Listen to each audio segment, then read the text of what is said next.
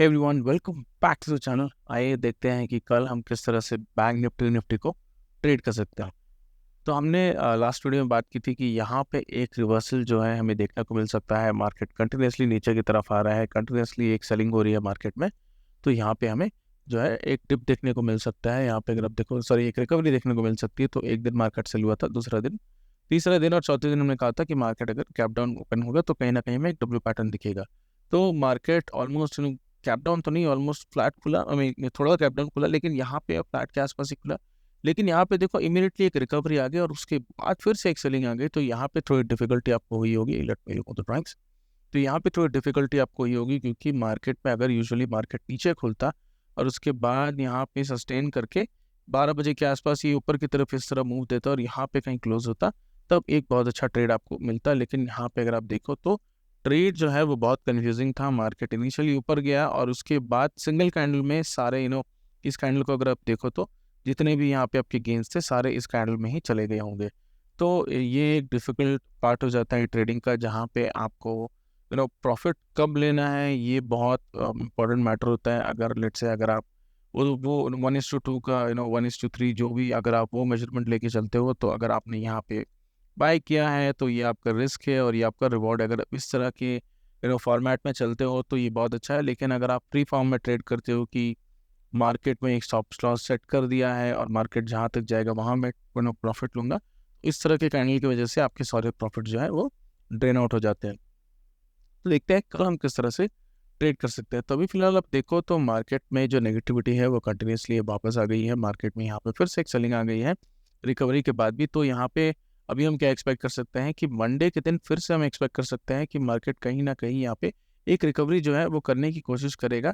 Even though यहाँ पे gap down खुले, लेकिन यहाँ पे जो रिकवरी है वो उतनी स्ट्रांग नहीं होगी जो हम एक्सपेक्ट कर रहे थे प्रीवियसली। अगर हम फ्राइडे को देखो तो यहाँ पे एक स्ट्रांग रिकवरी आई थी, तो ये हम एक्सपेक्ट नहीं कर पाएंगे अभी।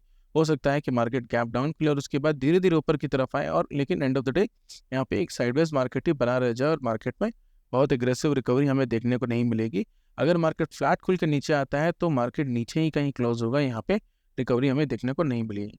इवन दो अगर गैप अप भी खुलता है, ऑन दैट केस ऑल्सो यहाँ पे कोई आई मीन फ्लैट चले या फिर गैप डाउन खुले या फिर गैप अप खुले, तीनों ही केस में यहाँ पे हमें एक स्ट्रॉन्ग मूवमेंट पॉजिटिव साइड पे नहीं देखने को मिलेगी, क्योंकि यहाँ पे जो फियर है वो फैक्टर्ड इन हो चुका है इस तरह के मूव में। तो अगर मार्केट गैप डाउन खुलता है या फिर फ्लैट खुलता है, दोनों ही केस में यहाँ पे मार्केट जो है साइडवेज में ही रहेगा।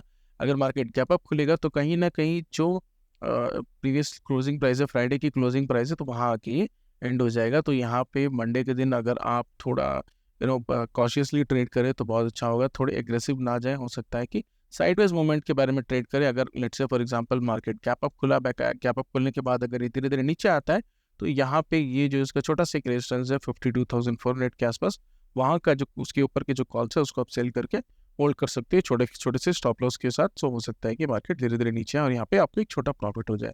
अगर सेल साइड आता है तो कहीं भी पुट को शॉर्ट मत करिएगा ये एक्सपेक्टेशंस में कि मार्केट रिकवर कर जाएगा, तो पुट कहीं शॉर्ट मत करिएगा। अगर आप शॉर्ट करना चाहते हो तो कॉल को ही शॉर्ट करिएगा, या फिर पुट बाय भी मत करिए, क्योंकि यहाँ पे ऑलरेडी इतनी सेलिंग हो चुकी है, पुट के प्रीमियम्स बहुत हाई है। तो यहाँ पे पुट बाय करना भी रीजनेबल नहीं है। तो only thing what we can do is, अगर मार्केट गैप अप खुलता है और उसके बाद धीरे धीरे करके नीचे आता है, तो कहीं ना कहीं हमें एक अच्छा कॉल शॉर्ट कर सकते हैं और एंड ऑफ द डे में उसको निकाल दीजिएगा, कैरी फॉरवर्ड करके मत जाइएगा। सिमिलर केस फॉर निफ्टी में भी हमने सेम प्लान किया था कि मार्केट में क्योंकि कंटिन्यूसली सेलिंग आ रही थी, तो कहीं ना कहीं यहाँ पे एक रिकवरी आएगी। रिकवरी इसमें भी आई, लेकिन यहाँ पे जो फॉल देखो वो बहुत एग्रेसिव था और धीरे धीरे करके मार्केट उसी स्टेज में पहुंच गया जिस तरह से हमें बैंक निफ्टी का चार्ट पैटर्न देखने को मिल रहा है। तो दोनों के चार्ट पैटर्न्स ऑलमोस्ट सिमिलर है। यहाँ पे अगर मार्केट गैप डाउन खुलता है मंडे के दिन भी, तो हम सिमिलर वे, अगर फ्लैट खुलता है तो दोनों ही केस में यहाँ पे एक साइडवेज टू नेगेटिव हमें एक मोमेंट देखने को मिलेगा। अगर मार्केट फ्लैट गैप अप खुलेगा तब हम यहाँ पे एक ट्रेड लेंगे। हम 25,500 के ऊपर के जितने ही कॉल्स है वो सारे हम सेल करना शुरू करेंगे, जैसा कि हमने बैंक निफ्टी में भी प्लान किया है। और यहाँ पे अगर मार्केट धीरे धीरे डिप होता है और ओपनिंग प्राइस के आसपास कहीं ना कहीं, सॉरी, फ्राइडे के क्लोजिंग प्राइस के आसपास कहीं ना कहीं अगर ये आ जाता है, तो यहाँ पे हम इसको निकाल देंगे और जो भी अपना प्रॉफिट है वो बुक करके और क्लोज कर देंगे। अगर मार्केट फ्लैट खुल के नीचे आता है या फिर गैप डाउन खुलता है, दोनों ही केस में निफ्टी में और बैंक निफ्टी में हम ट्रेड नहीं करेंगे मंडे के दिन। एक दिन हम सिर्फ कॉल साइड ट्रेड करेंगे, वो भी अगर call side market cap up होता है और उसके बाद नीचे आता है या फिर फ्लैट खुल के कहीं ना कहीं उसी पॉइंट पे बना रहता है 11 बजे तक। So that is the overall analysis for Monday. अगर आपको इस तरह की वीडियोस अच्छे लगते हैं तो please do subscribe to the channel. Thank you.